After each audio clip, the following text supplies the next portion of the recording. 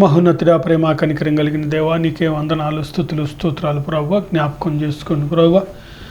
వాక్యం నీది మాట్లాడువాడివి నీవు తండ్రి. నేనైతే వట్టివాడిని, మట్టివాడిని, దుమ్ముని, ధూళిని ప్రభువా. నా వల్ల ఏమి కాదు.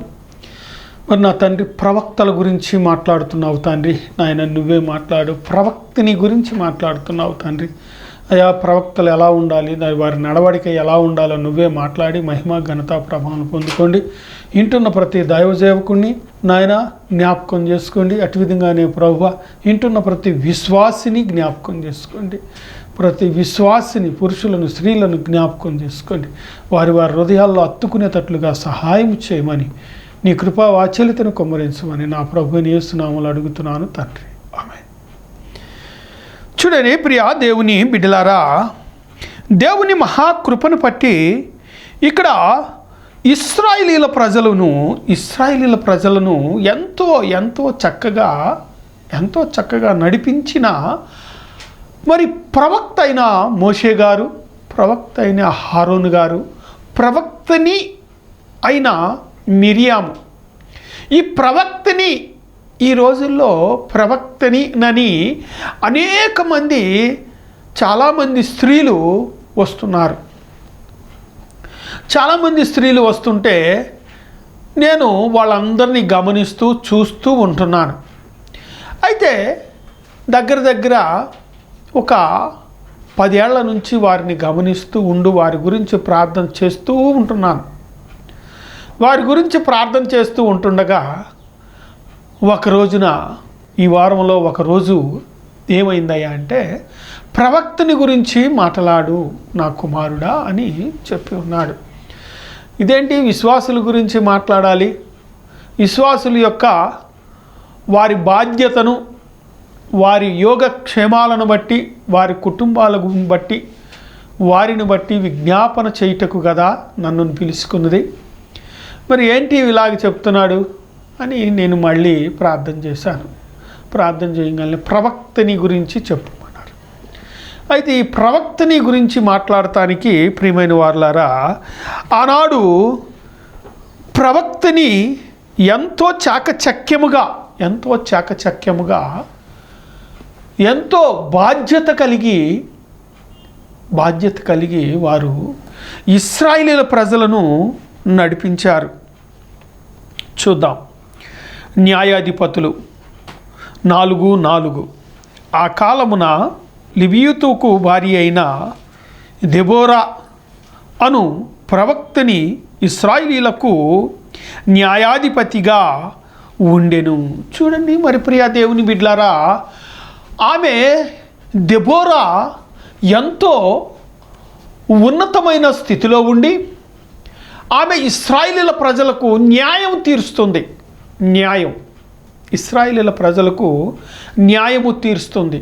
సమూయేలు పిల్లలు న్యాయాధిపతులుగా ఉన్నారు, కానీ లంచము తీసుకొని వారు నష్టపోయారు. అలాగే దేవుని ప్రేమకు, దేవుని ఆశీర్వాదానికి దూరమైపోయారు. అలాగే ఇక్కడ చూస్తే దెబోరా ఇశ్రాయేలీల ప్రజలకి న్యాయాధిపతుల్లో ఎంతో చక్కగా మాట్లాడింది కదా.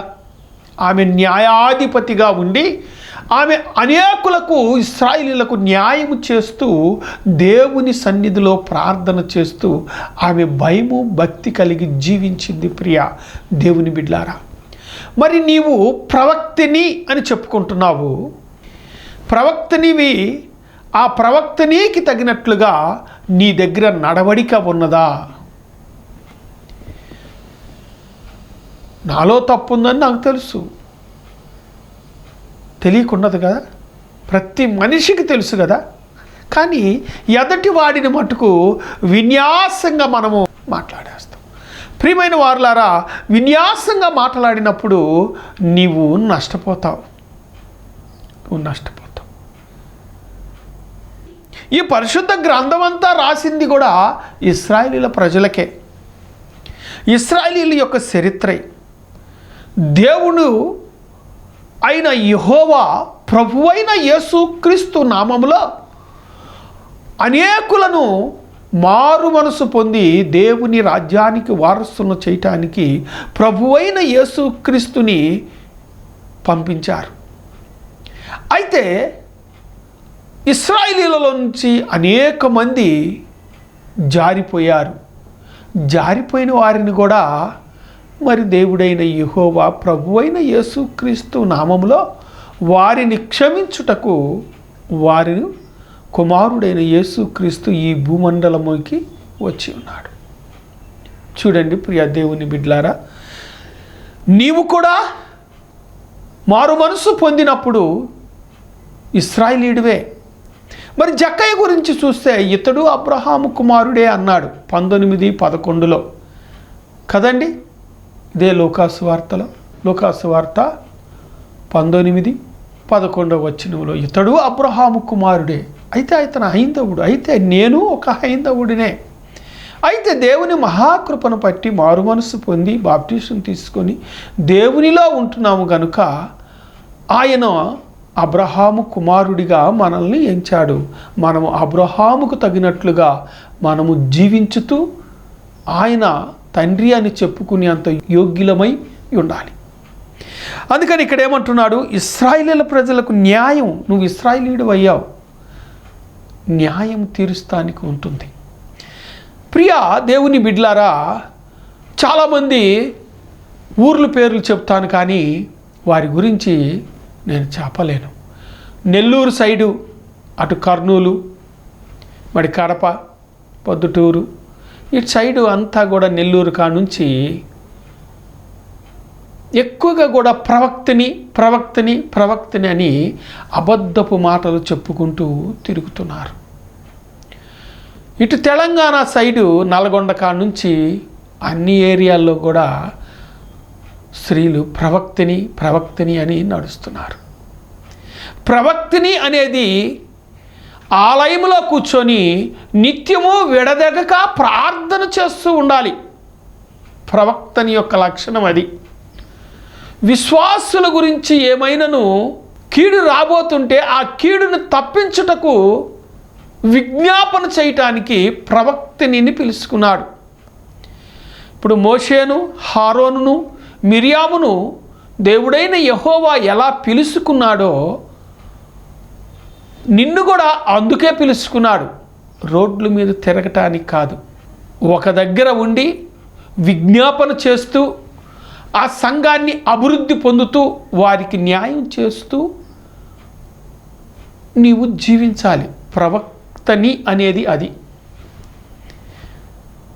రోడ్ల మీద తిరగటం కాదు ప్రవక్తని అనేది. జాగ్రత్త. ఇక్కడేమంటున్నాడు, నిర్గమాకాండం చూద్దాం. నిర్గమాకాండము 15:20 మరియు హారోను సహోదరియు ప్రవక్తని నగు మిరియాము తంబూరా చేతపట్టుకొని స్త్రీలందరినీ కూడగట్టుకుందండి. స్త్రీలందరినీ కూడగట్టుకొని ఆమె చక్కగా పాటలు పాడుతూ ఉంది. ఎవరికి? దేవుడైన యెహోవా చేసిన గొప్ప కార్యాన్ని బట్టి ఆ కార్యాలన్నీ పాటల రూపంలో ఆమె ఇక్కడ ఇశ్రాయేలీల ప్రజలకు మొట్టమొదటిగా పాటలు రాసింది మిరియామే, పాడింది మిరియామే, రచించింది మిరియామే. ఇశ్రాయేలీల ప్రజలు దేవుడైన యెహోవాని పాటల ద్వారా ఆరాధించి పాటల ద్వారా ప్రార్థన చేసిన మొట్టమొదటి వ్యక్తి మిరియాము. ఆమె స్త్రీలందరినీ కూడగట్టుకుందట. స్త్రీలందరినీ కూడగట్టుకొని చక్కని పాటలు పాడుతూ ఆయన చేసిన కార్యాలు పాట మాదిరిగా పాటలో లిఖింపబడి ఆమె పాడుకుంటూ అనేక మందిని నడిపింది. మరి నీవు నడుపుతున్నావా? సంఘంలో ఒక దగ్గర ఉండి న్యాయం తీర్చాలి, పాటల ద్వారా దేవుణ్ణి ఆరాధించాలి. చూడండి ప్రియమైన దేవుని బిడ్డలారా, మరి నిత్యము కూడా నిత్య రాజ్యానికి నీవు వారసురాలివి నువ్వు కావాలి అంటే నీవు నిత్యము దేవుని సన్నిధిలో ఉండాలి. దేవుని సన్నిధిలో ఉండాలి. నీ సంఘము గురించి విజ్ఞాపన చేయాలి. సంఘ భారము కలిగి ఉండాలి. నీవు సంఘము భారము కలిగి నీవు ఉండాలి. పాస్టర్కి భారం కాదండి. పాస్టరు వాక్యం చెప్తాడు, ప్రార్థన చేస్తాడు, ఉపవాసం ఉంటాడు, సంఘంలో మంచి చెడు గమనించి వారి గురించి విజ్ఞాపన చేస్తాడు. అలాగే ఇంకా బాధ్యత కలిగి ఇంకా ఎవరు ఉండాలయ్యా అంటే సంఘంలో మరి పోయినసారి కూడా నేను చెప్పాను, ఒక ఇల్లు కట్టాలంటే 9 స్తంభాలు కావాలి. ఆ 9 మంది బలమైన వాళ్ళు కావాలి. సంఘానికి ప్రార్థనా పరులై ఉండాలి, ప్రవచించే వరం కలిగి ఉండాలి, ప్రవచన వరాన్ని పొందిన వారు, అర్థము చెప్పే వరము కూడా ఉండాలి. అట్లాంటి వారు కూడా సంఘములో ఉండాలి. ప్రవచించేవారై ఉండాలి ఒకరు, భాషలు మాట్లాడేవారై ఉండాలి ఒకరు, ఆ భాషకు అర్థము చెప్పేవారై ఉండాలి ఒకరు, పాటలు పాడేవారై ఉండాలి ఒకరు, విజ్ఞాపన చేసేవారై ఉండాలి ఒకరు న్యాయం తీర్చేవారై ఉండాలి. 9 స్తంభాలు ఉన్నప్పుడే ఆ ఇల్లు నిలబడుద్ది. అలాగే ఆ సంఘము కూడా ప్రార్థన చేసేవారిని చక్కగా మనము దేవుని సన్నిధిలో వారిని మనము సహాయము చేయమని, సంఘములో లేవనెత్తమని దైవ సేవకుడు అనగా పాస్టర్ విజ్ఞాపన చేయాలి ప్రతి నిత్యము. బంధువుల దగ్గరికి వెళ్ళి సంఘం కడతాం, అది సంఘం కాదండి. సంఘం అనిపించుకోదు అది. నలుగురు ఉంటే సంఘం కాదు, 10 మంది ఉంటే సంఘం కాదు. దేవుడైన యెహోవా కుమారుడైన యేసుక్రీస్తుకి కుమ్మరించిన పరిశుధాత్మని నీవు పొందుకొని, ఆ పొందుకున్న పరిశుధాత్మ ప్రకారముగా ఆయన చూపించిన గ్రామములోనికి వెళ్ళి నీవు సువార్తను ప్రకటించితే అక్కడ దేవుడైన యెహోవా ప్రభు అయిన యేసుక్రీస్తు నామంలో కట్టబడిన సంఘము అది సంఘం అవుద్ది. చాలామంది ఇప్పుడు ఏం తయారయ్యారంటే 10 మంది బంధువులు ఎక్కడుంటే అక్కడికి, కులస్తులు ఎక్కడుంటే అక్కడికి వెళ్ళిపోయి సంఘాలు కడుతున్నారు. మా కులము, మా బంధువులు, మా స్నేహితులు, అది సంఘం కాదండి. యేసన్న గారు పుట్టింది నెల్లూరు, మరి ట్రైనింగ్ చేసింది మెడ్రాసు, మరి వచ్చింది గుంటూరు, దేవుని పనికి స్థిరపడింది గోరింటల్లో. మరి భగత్ సింగ్ గారు చూడండి ఢిల్లీలో జన్మించాడు, ఢిల్లీ నుంచి సికింద్రాబాద్ వచ్చాడు, సికింద్రాబాద్లో నిలబడిపోయాడు. ఆంధ్రప్రదేశ్లో భగత్ సింగ్ గారి గ్రూపు అనేకమైన బ్రాంచీలు ఉన్నాయి. చూడండి ప్రియమైన వారలారా, మరి పాల్ యాంగ్సో గారు ఎక్కడ పుట్టారు, మరి ఎక్కడికి వచ్చాడు? ఆంధ్రాకు కూడా వచ్చి సువార్త చేసి వెళ్ళాడు. వాళ్ళు బంధువుల దగ్గర ఎక్కడ నిలబడలేదు, ఎక్కడ చేయలేదు. దేవుని దర్శనం కొరకు దేవుని చిత్త ప్రకారంగా నెరవేరిని వారు వాళ్ళ కొరకు ఎదురు చూశారు, వీళ్ళను పని చేయించుకున్నాడు. అది గమనించండి. మోషే ఇక్కడ ఇశ్రాయేలీయుల ప్రజలను ఐగుప్తి నడిపిస్తానికి, ప్రజలందరినీ నడిపిస్తానికి దేవుడైన యెహోవా ఎన్నుకున్నాడు. చూడండి, అన్యుల కన్నా డేంజర్ ఇశ్రాయేలీయుల ప్రజలు. విశ్వాసము కొంచెమైనను లేని వారిని నడిపించాడు. అది బాధ్యత. ప్రార్థన నీకుందా? ఆ ప్రార్థన వీరుడివేనా? ప్రార్థన ఫలము పొందుకున్న వాడివేనా? జ్ఞాపకం చేసుకో. నా మాటలుగా నేను చెప్పనండి, నేను చెప్పే అంతటి వాడిని కూడా కాదు, ఒకరిని చూపించే అంత స్తోమత కూడా నాకు లేదు. జ్ఞాపకం చేసుకోండి. పరిశుద్ధాత్మని పొందుకొని మిరియాము వలె నువ్వు ప్రవచించిన ఎడల ఆ ప్రవచనకి అర్థము, పరమార్థము, ఆశీర్వాదం వస్తుంది. ప్రవక్తకి దేని మీద ఈ లోకములో ఆశ ఉండదు, ప్రవక్త నీకు కూడా ఆశ ఉండదు. ఆ అనుభవం నాకుంది. చూడండి ప్రియ దేవుని బిడ్డలారా, సంఘము నిత్యము కూడా ప్రార్థనాత్మను నిండి ఉన్న సంఘమై ఉండాలి. సంఘము గురించి విజ్ఞాపన నిత్యము చేయాలి. నిత్యము ఆదివారం రోజు తలుపులు తీసే మళ్ళీ ఆదివారం మధ్యాహ్నం 1 గంటకో 2 మూతేసి మళ్ళీ ఆదివారం తీసేది ఆలయం అనిపించుకోదు కూడా. ఆలయం అనిపించుకోదు కూడా. నిత్యము ప్రత్యక్ష గుడారములో దేవుని మందసము ఎదుట నిత్యము దంచి తీసిన ఒలీవల నూనె ప్రమిదలో పోసి ఒత్తి వెలిగించి నిత్యము స్తూపము వేస్తున్నారు. అక్కడ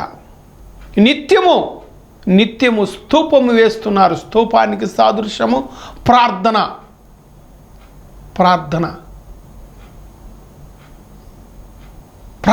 నిత్యము ప్రార్థన. నిత్యము ఆలయములో ప్రార్థన జరగాలి.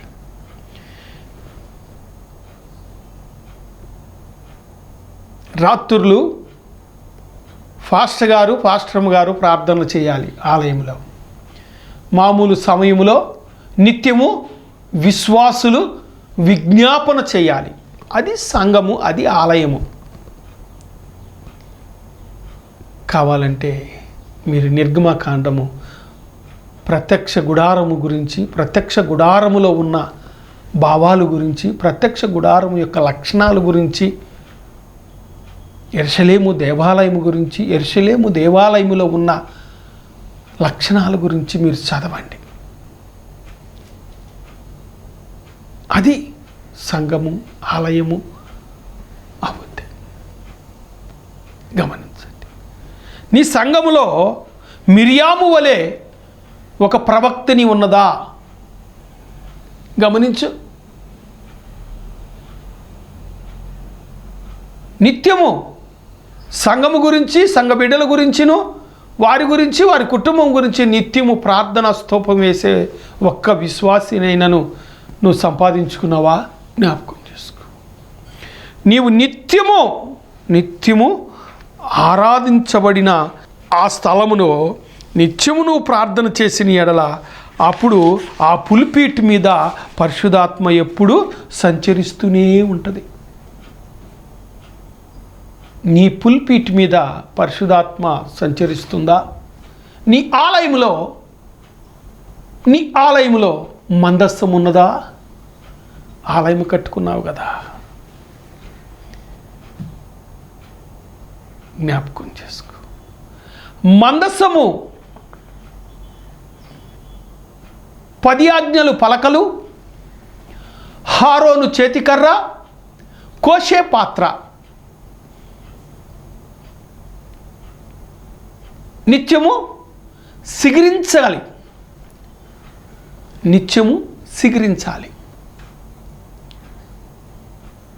10 ఆజ్ఞలలో ఒక ఆజ్ఞన్న గైకొని నీవు జీవించాలి. అలాగే కోసే పాత్ర, ఇది నా పాత్ర, దీనిలోనిది మీరు తాగుడి, దీనిలోనిది మీరు తాగినప్పుడల్లా నన్ను జ్ఞాపకం చేసుకోమంటున్నాడు ప్రభువైన యేసుక్రీస్తు. బల్ల కార్యక్రమం ఇచ్చేటప్పుడు పాత్రకు దానికి సాదృశ్యమై ఉన్నది. చిగురించు హారోను కర్ర, నీవు సిగురించాలి. 10 ఆజ్ఞలో ఒక ఆజ్ఞన్న నీవు ఉండాలి. అట్టి విశ్వాసిని నీవు సిద్ధపరిచావా? చావకుడవు కదా, నువ్వు ప్రవక్త నీవు కదా. నీ సంఘము గురించి ఎంతవరకు విజ్ఞాపనలో నువ్వు కూర్చుంటున్నావు? నీ కుటుంబం గురించి ఎంతవరకు విజ్ఞాపన చేస్తున్నావు? జ్ఞాపకం చేసుకో. ఆలోచించు, గమనించు. నిన్ను నువ్వు ప్రశ్న వేసుకో.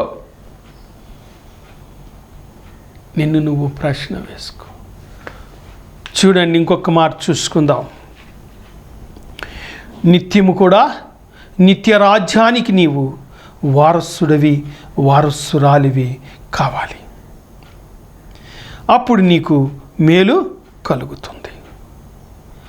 మేలు కలిగినప్పుడు నీకు ఆశీర్వాదం కలుగుతుంది. నీకు ఆశీర్వాదం రావాలి అంటే ప్రార్థన స్తూపము ఉండాలి. ప్రార్థనా స్తూపము లేనప్పుడు నీవు ఏమాత్రము కూడా నీవు యోగ్యురాలివి కాదు. చూడండి, ఇంకొక మాట చూసుకుందాం. మనము నిత్యము కూడా దేవుని సన్నిధిలో విలపించుతూ ఆలోచించుతూ నిత్యము మనము ఉండాలి. లూకా సువార్త 2వ అధ్యాయము 33వ వాక్యం చూసుకుందాం. యోసేపును ఆయన తల్లియు ఆయన గూర్చబడిన మాటలను విని ఆశ్చర్యపడిరి. ఎవరిని గూర్చి ఆశ్చర్యపడ్డారు? ప్రభువైన యేసుక్రీస్తు గురించి చెప్పిన ప్రవక్తని ఆ మాటలు చెప్పగా ఆశ్చర్యపడ్డారు. అలాగే ఇక్కడికి వచ్చేలేక ఏమంటున్నాడంటే చూద్దాం. 34వ వచనం. సుమియలు వానిని దీవించి, ఇదిగో అనేక హృదయములలో ఆలోచనలను ఇశ్రాయేలీలలో అనేకులు పడుటకును తిరిగి లేచుటకును వివాదాస్పదమైన ఈయన నియమించెను. ఎవరిని నియమించారు? పడిపోయిన వాళ్ళని లేపటానికి, రక్షణ పొంది మారుమనసు పొంది బాప్టిజం తీసుకొని శ్రమలలో పడిపోయిన వారికి, కుటుంబ శ్రమలే కానీ ఆర్థిక ఇబ్బందులే కానీ పడిపోయిన వారిని లేవనెత్తుటకు ప్రభువైన యేసుక్రీస్తు గురించి చెప్పిన మాటలివి.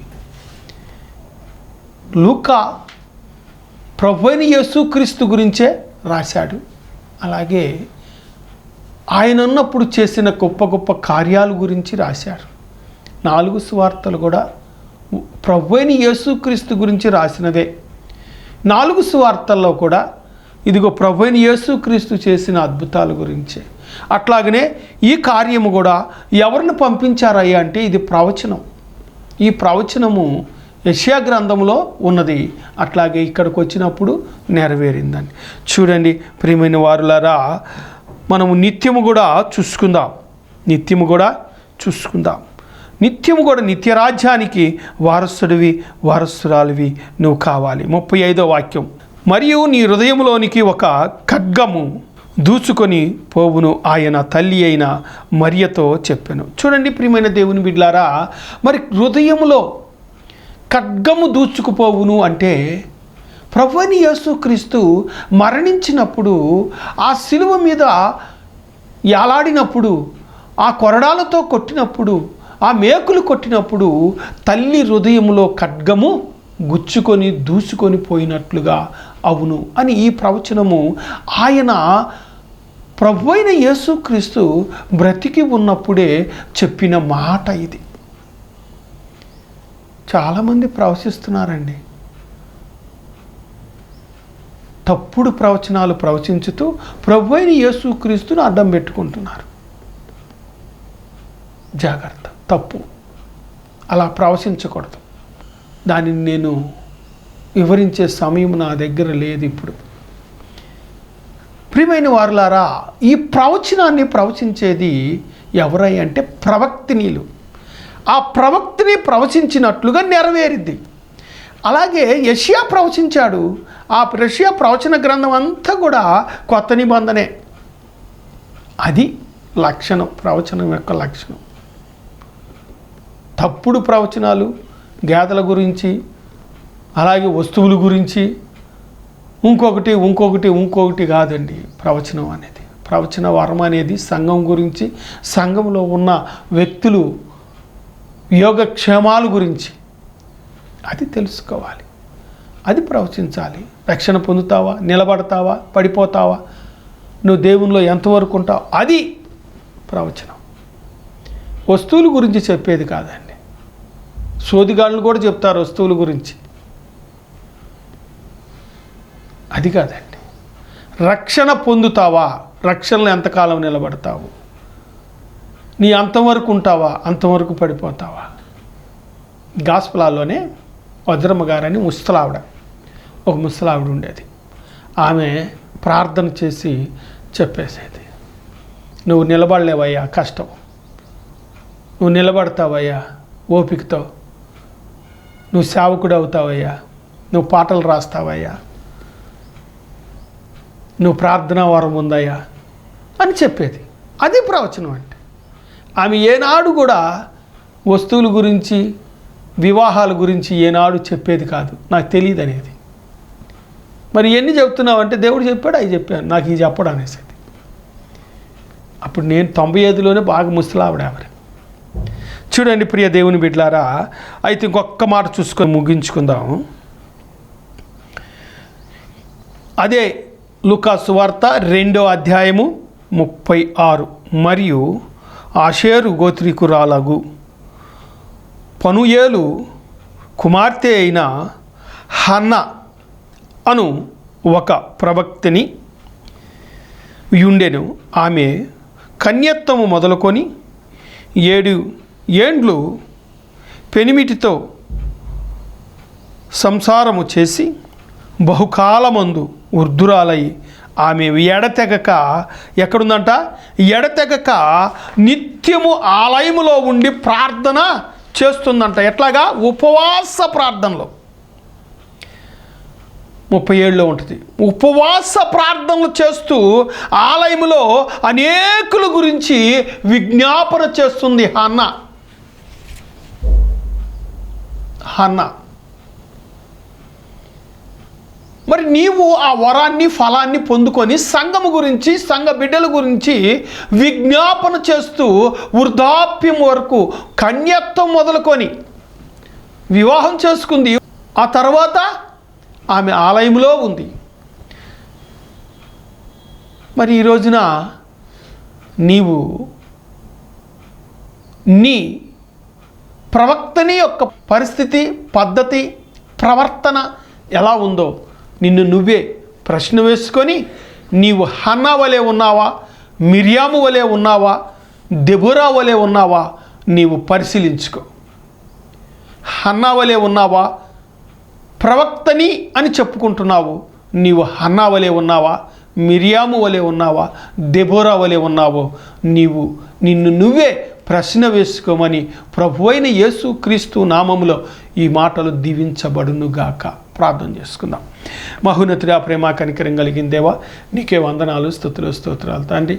అయ్యా, మరి ఎందు నిమిత్తము ఈ దీనుడకు ఈ వాక్యమును ప్రకటించమని చెప్పావో నాకైతే తెలియదు, కానీ నేనైతే అయ్యా ప్రకటించి ఉన్నవాడిని నేను కాదు, నీవే.